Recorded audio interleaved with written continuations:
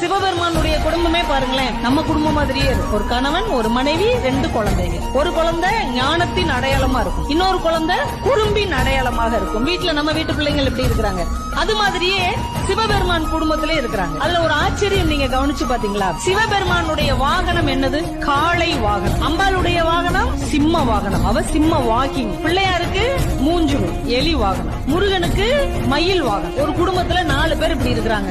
எங்கேயாவது சிங்கத்துக்கும் காளமாடுக்கும் ஒத்து போகுமா? எங்கேயாவது ஒத்து போகுமா? ஒத்து போகாது. பாம்புக்கும் மயிலுக்கும் ஒத்து போகுமா? பாம்புக்கும் எலிக்கும் ஒத்து போகுமா? மயிலுக்கு எலிக்கும் ஒத்து போகுமா? ஆனா 4 பேர் இதைத்தான் வாகனமா வச்சிருக்கிறாங்க. ஆனால் 4 பேரும் ஒரு குடும்பத்தை சேர்ந்தவர். இந்த சிவ குடும்பம் நமக்கு என்ன கற்றுக் கொடுக்கிறது?